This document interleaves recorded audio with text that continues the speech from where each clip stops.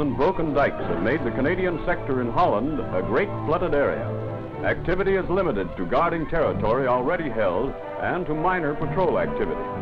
With treacherous mud underlying the water and main bridges blown by retreating Germans, movement of armor is at a standstill.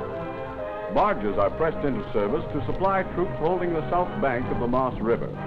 Jerry cans full of drinking water are brought up to waterlogged troops of the garrison facing the enemy on Crevecoeur Island. Stiff fighting under the most trying conditions has finally driven the enemy from his last strong points on the island and from the south bank of the river. As they keep supplies rolling in, our boats are under constant mortar fire from the north bank.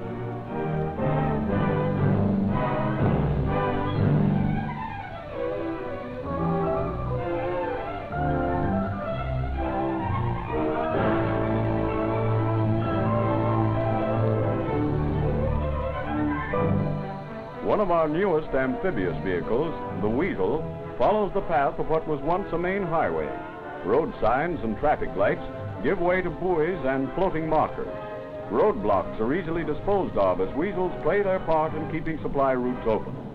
With nature and enemy demolitions combating our efforts, supplying frontline troops taxes the ingenuity of everyone.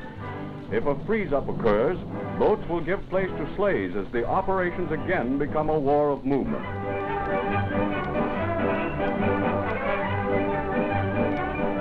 In Holland, armored divisional signals carry on the RCCS tradition, the message must get through.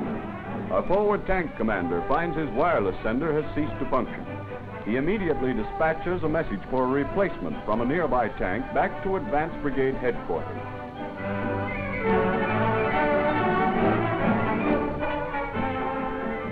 At Advanced Brigade, the message is received and taken to the signals office, where it is registered for retransmission to the addressee. The signal master has several alternative methods of passing the message. Traffic is divided equally among the various systems to speed transmission. Fuller phone is used to flash it on its way.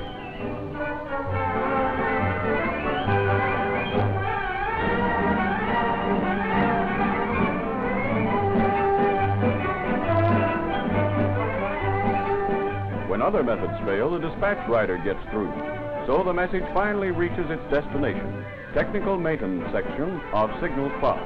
Here an instrument mechanic loads a new wireless set into his mobile service shop. It is rushed forward to replace the dud set in the tank. Through the work of Royal Canadian Signals, the complex organization of a great army is closely knitted together. Living up to the traditions of their patron saint Hermes, the winged messenger, Signals are the fighting example of the motto on their corps crest, Velox, Virtutus, Vigilant. Speed, accuracy, watchfulness.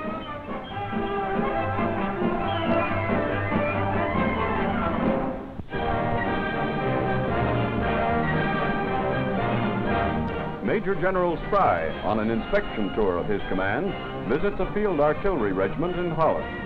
An informal checkup is given to one of the many units that make up the terrific concentration of firepower which drove the enemy back from the beaches of Normandy to his own border.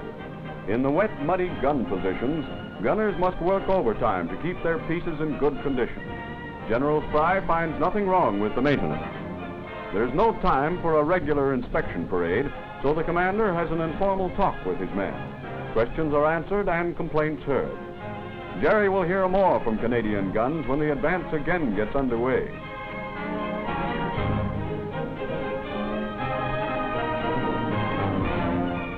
In Antwerp Harbor is found the answer to the German claim of having blown up the main locks by means of underwater troops.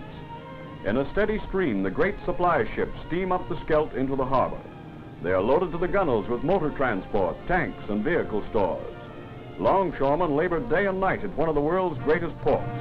They keep the supplies moving up to the armies on the Western Front. The front door to our supply routes is indeed wide open.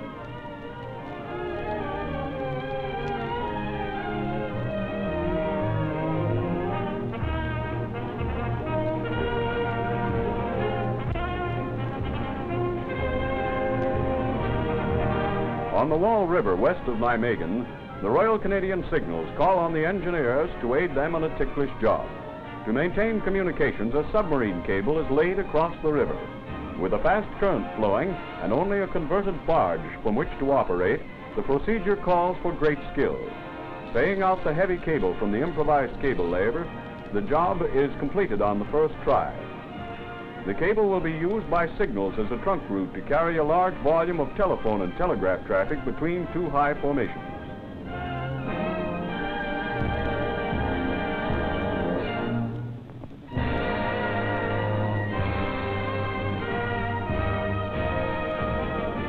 The Army Jeep has finally become streamlined. No more will the cold winds of winter freeze the luckless rider in the fresh air taxi. Something new has been added. A plexiglass superstructure guaranteed to make the Jeep as comfortable as a town car. All we need now is soft cushions and we'll have a real jalopy to drive after the war.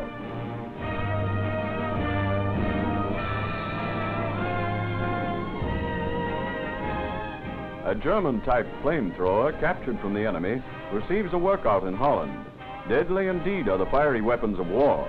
Used by the Germans in the Blitzkrieg of 1940, they were adopted by the Allied armies with devastating results in our Blitzkrieg of 1944. Canadian-designed flame dischargers proved their worth in the drive through Holland.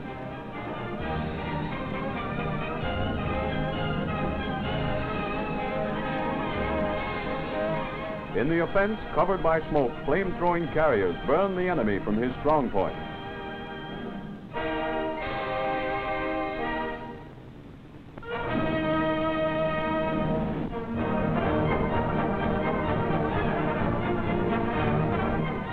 The Sherlock twins from Simcoe, Ontario, Flight Lieutenants Allen and Eric, are the cause of many headaches at RCAF Bomber Command. They just can't be told apart. Both holding the DFC and both having completed their second tour of bombing operations in Halifaxes, they have operated as a team since childhood. Starting business life in the grocery trade, one wholesaling, one retailing, they both joined the infantry and together transferred to the Air Force. First-class pilots, they are popular with their messmates of the Lion Squadron.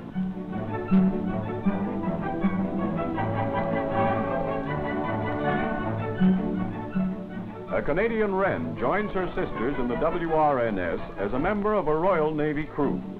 At a South Coast port, the girls man their own craft. Many of the little ships have been taken over by girls. Their job is to ferry personnel from the quayside to the ships at anchorage.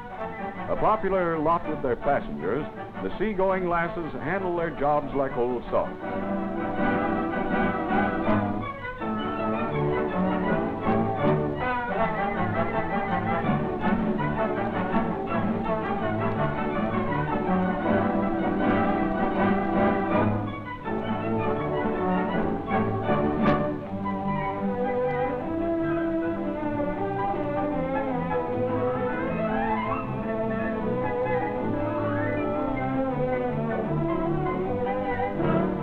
At the wheel of the floating taxi, life sails smoothly by. The boat's crew consider themselves the luckiest girls in the service. A happy life on the ocean wave brings color to cheeks which need no powder nor rouge. Stoker Molly of Montreal is the only Canadian attached to a British boat's crew. Oh, for the life of a sailor.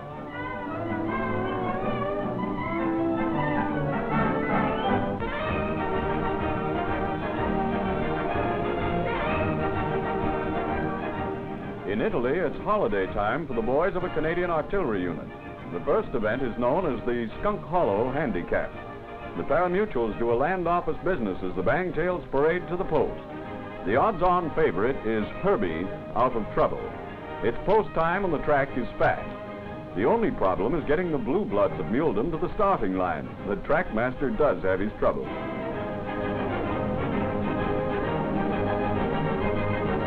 It's a snappy 6 furlongs, and the favorite is the winner. A turkey shoot is another feature of the day. All the spectators are invited to enter the contest. The infantrymen think they have the edge, but the boys of artillery and signals give them a good run for their money. After winning the prize, you've got to catch it, and that's some job. To the victors go the spoils. There are going to be some happy faces around a certain cookhouse tonight.